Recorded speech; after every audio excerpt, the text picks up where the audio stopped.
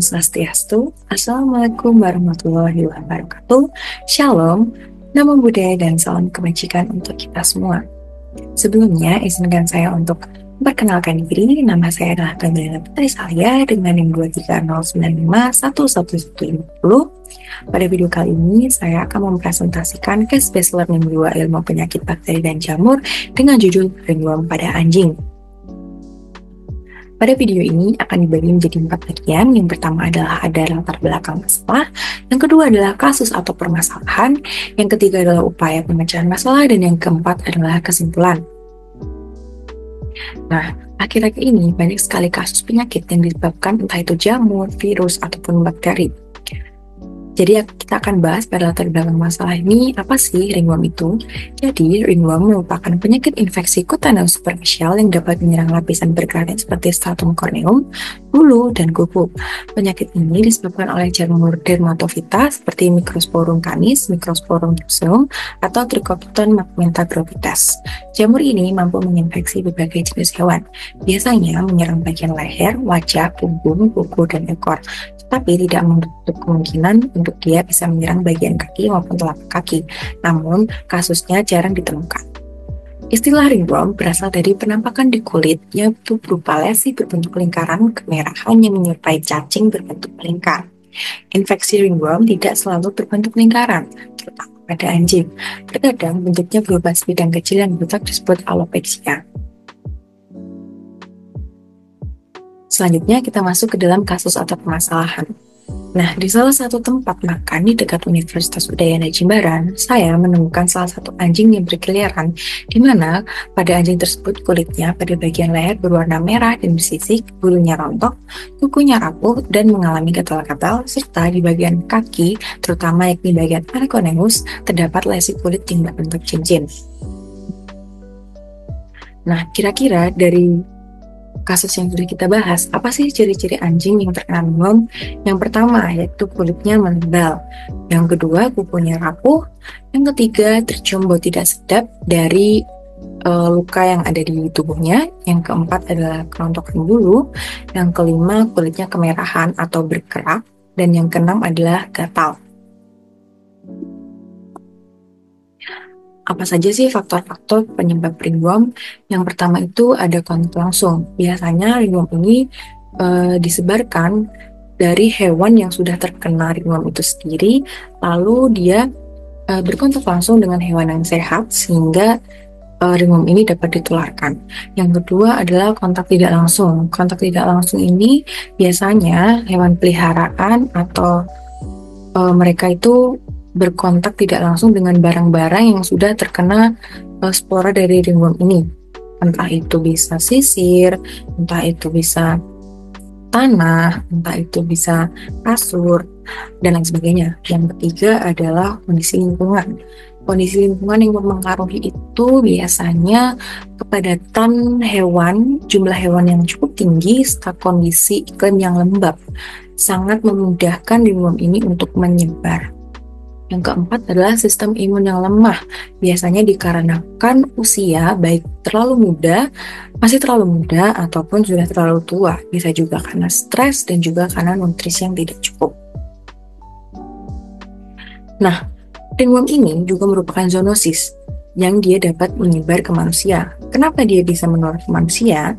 Karena spora dari jamur ini dipengaruhi oleh kelembaban suhu seperti yang sudah dikatakan, yakni dipengaruhi oleh kondisi lingkungan. Ya, nah yang dimana ringworm ini dapat aktif sewaktu-waktu.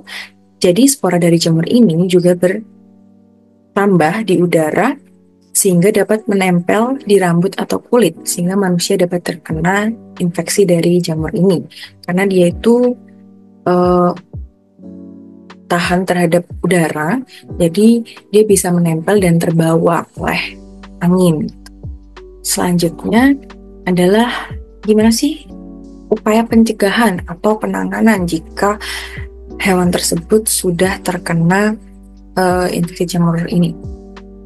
Yang pertama adalah identifikasi sumber infeksi. Dapat dibagi menjadi dua. Yang pertama, pemeriksaan fisik secara langsung, kita dapat melihat secara langsung. Yang kedua adalah uji lab. Uji lab ini terdiri dari banyak. Yang pertama ada uji lampu Woods atau Woods lamp. yaitu fluoresensi, dia itu seperti cahaya ultraviolet. Dan yang kedua adalah biopsi kulit, kultur jamur, uji serologi seperti PCR atau ELISA. Yang selanjutnya adalah pemeriksaan mikroskopis. Yang kedua adalah isolasi dari anjing yang terinfeksi. Diisolasi supaya tidak menularkan entah itu ke manusia atau ke hewan-hewan yang lain. Yang ketiga ada itu perawatan medis. Perawatan medis ini bisa dengan dua cara. Yang pertama adalah pemberian antifungal secara oral seperti pemberian drisolfulvin, itraconazole, dan yang kedua adalah pemberian salep secara topikal. Itu seperti miconazole, clotrimazole. Yang keempat ada desinfeksi lingkungan, pembersihan dan penjagaan lingkungan supaya lingkungan yang masih terdapat spora-spora dari ringworm, penyakit ringworm ini tadi dapat dihilangkan sehingga lingkungannya menjadi bersih. Yang kelima adalah mengedukasi pemilik hewan tersebut supaya apabila hewan-hewan mereka ini sudah memiliki gejala-gejala dari penyakit ini, pemilik dari hewan ini tuh bisa aware dengan hewan-hewan mereka sehingga penanganannya bisa dipercepat dan hewannya tidak perlu mengalami infeksi yang terlalu berat. Yang keenam adalah pemberian nutrisi yang cukup. Nah, selagi mereka diisolasi, hewan-hewan ini juga harus diberikan nutrisi yang cukup. Kenapa? Karena nutrisi itu adalah sumber dari hewan itu sendiri supaya mereka mendapatkan imunnya menjadi kuat, otomatis penyakit ini juga bisa hilang dengan sendirinya. Serta pengendalian stres itu juga penting untuk hewan-hewan tersebut. Kesimpulan yang dapat kita ambil dari video kali ini adalah ringworm itu merupakan penyakit menular yang dapat menyebabkan kerugian ekonomi. Kenapa bisa kerugian ekonomi? Karena pertama, jika ini terjadi di peternakan, maka kemungkinan besar biaya untuk mereka pengobatan ataupun penjualan pasti akan menurun dan biaya pengobatan yang akan naik. Dan selanjutnya juga menyebabkan gangguan kesehatan, entah itu dari hewan tersebut ataupun dari manusianya. Yang selanjutnya adalah dengan mengidentifikasi sumber infeksi, melakukan isolasi, perawatan medis, desinfeksi lingkungan, dan pengawasan ketat serta edukasi pemilik hewan dapat dilakukan upaya pencegahan dan pengendalian penyakit yang tepat. Penting untuk meningkatkan kesadaran dan kewaspadaan pemilik hewan untuk mencegah penyebaran penyakit ini. Baik, sekian presentasi video saya pada kali ini. Terima kasih dan apabila ada salah saya memohon maaf.